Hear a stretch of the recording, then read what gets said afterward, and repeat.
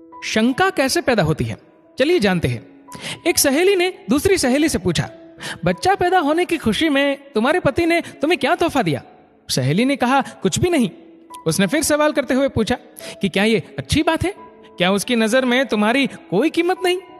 लफ्जों का ये जहरीला बम गिराकर वह सहेली दूसरी सहेली को अपनी फिक्र में छोड़कर चलती बनी। थोड़ी देर बाद शाम के वक्त उसका पति घर आया और पत्नी का मुंह लटका हुआ पाया। फिर दोनों में झगड़ा हुआ, एक दूसरे को लानतें भेजी, मारपीट हुई और आखिर पति पत्नी में तलाक हो गया। जानते हैं प्रॉब्लम की शुरुआत कहां से हुई? उस फिजूल जुमले से जो उसका हालचाल जानने आई सहेली ने कहा था। रवि ने अपने जिगरी दोस्त पवन से पूछा, तुम कहां काम करते हो? पवन ने कहा, रेडीमेड कपड़ों के शोरूम में। रवि ने कहा, कितनी तनख्वाह देता है मालिक? पवन ने कहा, 18,000।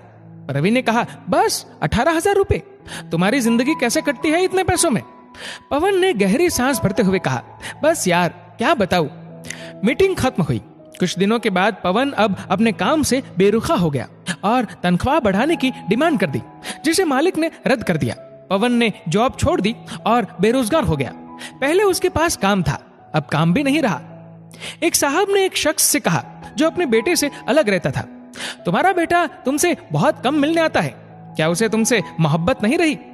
बाप ने कहा, बेटा ज्यादा व्यस्त रहता है, उसका काम का रूटीन बहुत सख्त है, उसके बीवी बच्चे हैं, उसे बहुत कम वक्त मिलता है। पहला आदमी बोला, वाह ये क्या बात हुई, तुमने उसे पाला पोसा, उसकी हर ख्वाहिश पूरी की, अब उसको बुढ़ापे में व्यस्तता की वजह से मिलने का वक्त नहीं मिलता है, ये तो ना मिलने का बहाना है। इस बातचीत के बाद बाप के दिल में बेटे के प्रति शंका पैदा हो गई। बेटा जब भी मिलने आता वो यही सोचता रहता कि उसके पास सबके लिए वक्त है सिवाय मेरे। याद रखिए, जुबान से निकले शब्द दूसरे पर बड़ा गहरा असर डाल देते हैं। बेशक कुछ लोगों की जुबानों से शैतानी बोल निकलते हैं। हमारी रोजमर्रा की जिंदगी में बहुत से सवाल हमें बहुत मासूम लगते हैं, जैसे तुमने ये क्यों नहीं खरीदा, तुम्हारे पास ये क्यों नहीं है, तुम इस शख्स के साथ पूरी जिंदगी कैसे बिता सकती हो, तुम उनकी बात कैसे मान सकते हो, वगैरह वगैरह।